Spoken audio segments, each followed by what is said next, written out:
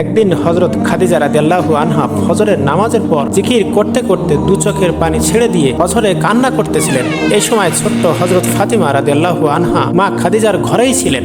হযরত ফাতিমা রাদিয়াল্লাহু আনহা যখন দেখতে পেলেন মা খাদিজা রাদিয়াল্লাহু আনহা ফজরে কান্না করতেছেন, তখন হযরত ফাতিমা এই দৃশ্য দেখে তিনি কান্না করতে করতে প্রিয় নবীজির খোঁজে ঘর থেকে বের হয়ে গেলেন। হযরত ফাতিমা রাদিয়াল্লাহু আনহা নবীজির কাছে এসে দেখলেন নবীজি মক্কা শরীফের ভিতর জিকিরে মশগুল রয়েছেন। তখন ফাতিমা রাদিয়াল্লাহু আনহা কেঁদে কেঁদে নবীকে বললেন, ও আব্বাজান, আপনি এখনই বাড়িতে চলুন, আমার আম্মাজান কেন জানি অঝরে কান্না করতেছেন। প্রিয় নবীজি হযরত ফাতিমার মুখে এই কথা শোনার পর আর দেরি না করে সাথে সাথে বাড়ির দিকে রওনা হলেন। নবীজি হযরত খাদিজার ঘরে প্রবেশ করতেই দেখতে পেলেন হযরত খাদিজা জায়নামাজে বসে অনেক জোরে জোরে কান্না করতেছেন। তখন প্রিয় নবীজি হযরত খাদিজা রাদিয়াল্লাহু আনহাকে জিজ্ঞাসা করলেন, ও খাদিজা, তুমি কি খুব কষ্টের মধ্যে আছো? তখন মা খাদিজা জবাব দিলেন, ইয়া রাসূলুল্লাহ, আপনি আমাকে বলেছিলেন জিকিরের মাধ্যমে কবরের মুরাক্কাবা করার জন্য।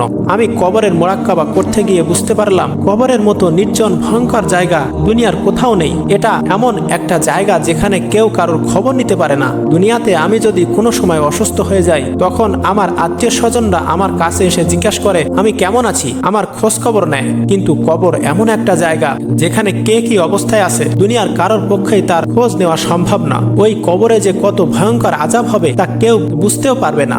কিন্তু হায়রে, আমি তো ওই কবরের জন্য কোনো পুঁজি করতে পারলাম না, আমি তো আমার আল্লাহর ইবাদত করতে পারলাম না। ইয়া রাসূলুল্লাহ, আপনি বলেন না আমার আল্লাহ কি আমার ওই কবরের খবর নেবেন না?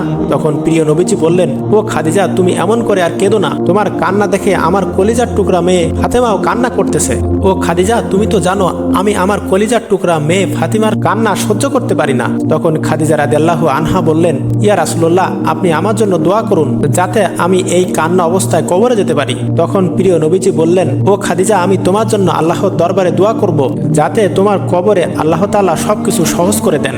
তখন খাদিজা রাদিয়াল্লাহু আনহা আবার নবীজিকে উদ্দেশ্য করে বললেন, ইয়া রাসূলুল্লাহ, আপনি যদি আমার 3টি সওয়ালের জবাব দিতেন তাহলে আমি মরেও শান্তি পেতাম। প্রিয় নবীজি বললেন, ও খাদিজা, তোমার 3টি সওয়াল কি, তুমি আমাকে বলো। হযরত খাদিজা রাদিয়াল্লাহু আনহা তখন বললেন, ইয়া রাসূলুল্লাহ, প্রথমত আমি দুনিয়া থেকে বিদায় হয়ে যাবার পর আপনি আমার জানাজা নামাজ পড়াবেন। দ্বিতীয়ত, আমার কবরে রাখার আগে আপনার গায়ে জামা আমাকে পরিয়ে দেবেন যাতে করে কবরের দুপাশের মাটি আপনার জামার বরকতে আমাকে চাপ দিতে না পারে।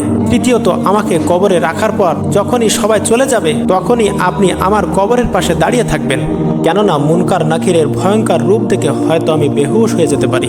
তখন হয়তোবা আমি জবাব দিতে ভুল করতে পারি। যদি আমার কোনো জবাবে ভুল হয়ে যায় তখন আমার সেই জবাব আপনি আমার পক্ষে দিয়ে দিবেন। তখন প্রিয় নবী হযরত মুহাম্মদ সাল্লাল্লাহু আলাইহি সাল্লাম খাদিজাকে লক্ষ্য করে বললেন, ও খাদিজা, আমি কথা দিলাম আমি তোমার সমস্ত কথা রাখবো। তখন খাদিজা রাদিয়াল্লাহু আনহা নবীজির মুখে এই কথা শুনে অত্যন্ত খুশি হলেন। মা খাদিজা রাদিয়াল্লাহু আনহা বুঝতে পারলেন যে তার হয়তো আর বেশি সময় নেই, হয়তো অল্প সময়ের মধ্যে আল্লাহর ডাকে সাড়া দিয়ে তাকে এই দুনিয়া ছেড়ে পরলোক গমন করতে হবে, যেখানে রাজা বাদশাহ ফকির ধনী সকলেই গিয়েছে, কেউ এই দুনিয়াতে থাকতে পারে না, তাকেও চলে যেতে হবে। তখন খাদিজা রাদিয়াল্লাহু আনহা প্রিয় নবীজিকে কাছে ডেকে বললেন, ইয়া রাসূলুল্লাহ, আমার মনে হয় আমি অল্প সময়ের মধ্যে এই দুনিয়া ছেড়ে চলে যাব। ওগো আমার প্রাণের স্বামী, কিয়ামতের আগে আপনার সাথে আমার আর হয়তো দেখা হবে না। আমি দীর্ঘ 25 বছর আপনার সাথে ছিলাম, এই সময় অনেক ভুল ত্রুটি আপনার কাছে করেছি, আপনি আমাকে নিজ গুণে ক্ষমা করে দিবেন। আর আমার কলিজার টুকরা মেয়ে ফাতিমাকে আল্লাহর কাছে সুরক্ষত করে গেলাম, আপনি তার দিকে দৃষ্টি রাখবেন। এই সময় হযরত খাদিজার কথাগুলো শুনে প্রিয় নবীজির চোখ দিয়ে পানি গড়গড় করে পড়তেছিল। নবীজি বারবার রুমাল দিয়ে তার চোখের পানি মুছতেছিলেন। তখন নবীজি খাদিজাকে বললেন, ও খাদিজা, তোমার কি খুব কষ্ট হচ্ছে? তখন খাদিজা রাদিয়াল্লাহু আনহা বললেন, হ্যাঁ আমার প্রিয় স্বামী। পরে নবীজি বললেন, ও খাদিজা, তোমার এই কষ্টের বিনিময়ে আল্লাহ তাআলা তোমাকে অনেক বেশি পুরস্কার দান করবেন। ও খাদিজা, জেনে রাখো বেহেশতের মধ্যে তোমার জন্য আল্লাহ রাব্বুল আলামিন বিশেষভাবে বালাখানা তৈরি করে রেখেছেন। আর তুমি যখন এই দুনিয়া ছেড়ে ওই দুনিয়ায় গমন করবে তখনই তুমি জান্নাতের মধ্যে গিয়ে দেখতে পাবে তোমার জন্য সেখানে অপেক্ষা করছে বিবি মরিয়ম, বিবি হাজরা ছাড়াও বিবি আসিয়া। তুমি তাদের সাথে গিয়ে সাক্ষাৎ করবে। তুমি জীবনের শেষ মুহূর্তে আরো একবার প্রাণ ভরে কালেমা পাঠ করো। তখন খাদিজা রাদিয়াল্লাহু আনহা প্রাণ ভরে কালেমা পাঠ করলেন, লা ইলাহা ইল্লাল্লাহু মুহাম্মাদুর রাসূলুল্লাহ। সঙ্গে সঙ্গে হযরত খাদিজা রাদিয়াল্লাহু আনহার পবিত্র আত্মা ইহলোক ত্যাগ করে আল্লাহর জান্নাতে চলে গেল।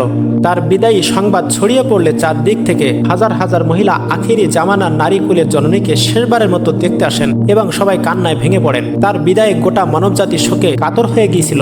অতঃপর প্রিয় নবী হযরত খাদিজার কথা অনুযায়ী জানাজা শেষ করে তার নিজের গায়ে জামা হযরত খাদিজার গায়ে পরিয়ে দিলেন। এরপর প্রিয় নবী জান্নাতুল মুআল্লা নামক স্থানে নিজ হাতে হযরত খাদিজার লাশ কবরে নামালেন। হাদিস শরীফের বর্ণনা অনুযায়ী হযরত খাদিজা রাদিয়াল্লাহু আনহাকে কবরে রেখে সবাই বাড়িতে চলে গেল। তখন প্রিয় নবী হযরত খাদিজার কবরের পাশে দাঁড়িয়ে দাঁড়িয়ে কান্না করতেছিলেন এবং তার সমস্ত শরীর দিয়ে ঘাম বেয়ে বেয়ে পড়তেছিল। অনেক রাত হয়ে গিয়েছিল, কিন্তু তখনও মুনকার নাকির আসার কোনো খোঁজ পাচ্ছিল না। এমন সময় গায়েবী আওয়াজ হলো।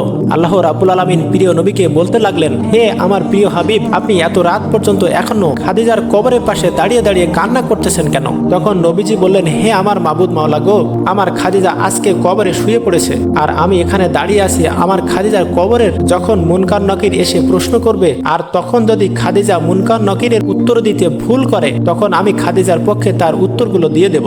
এই জন্য আমি এখানে দাঁড়িয়ে আছি হে রাব্বুল আলামিন, কিন্তু এখনো মুনকার নকিরের কোনো খোঁজ পাচ্ছি না। তখন রাব্বুল আলামিন গায়েবীভাবে নবীকে জানিয়ে দিলেন, হে আমার হাবিব, আপনি বাড়িতে চলে যান। খাদিজার প্রশ্নের উত্তর আপনাকে আর দেওয়া লাগবে না। খাদিজার প্রশ্নের উত্তর খাদিজা দুনিয়াতে দিয়ে এসেছে। আমার খাদিজা দুনিয়াতে কবরের ভয়ে কান্না করে চোখ ভিজিয়েছে। খাদিজা কবরের আযাব এবং সমস্ত কিছুকে বিশ্বাস বুকে ধারণ করে কবরের ভয়ে সে নিয়মিত কান্না করত। আমার খাদিজা দুনিয়ার সমস্ত কাজকর্ম ফেলে আমি আল্লাহ রাব্বুল আলামিনের ইবাদাতে মশগুল থাকতো। হে আমার বন্ধু, আমার যে বান্দা বান্দিরা দুনিয়াতে আমার কবরকে বিশ্বাস করে, কবরের আযাবকে বিশ্বাস করে দুফোঁটা চোখের পানি ফেলে আসবে, তার জন্য আমি কবরের আযাব মাফ করে দেব। ও আমার প্রিয় হাবিব, আপনি আর বিচলিত হবেন না, আপনি বাড়ি ফিরে যান। খাদিজার প্রশ্নের জবাব আমি কবরের মধ্যে চিরতরে মাফ করে দিলাম। প্রিয় বন্ধুরা, এই ছিল হযরত খাদিজা রাদিয়াল্লাহু আনহার হৃদয়ে বিদারক ইন্তেকালের ঘটনাটি। যদি ভিডিওটি আপনাদের কাছে ভালো লেগে থাকে তাহলে অবশ্যই আমাদের চ্যানেলটি সাবস্ক্রাইব করে পাশে থাকবেন। সবাই ভালো থাকবেন ও সুস্থ থাকবেন। আল্লাহ হাফেজ।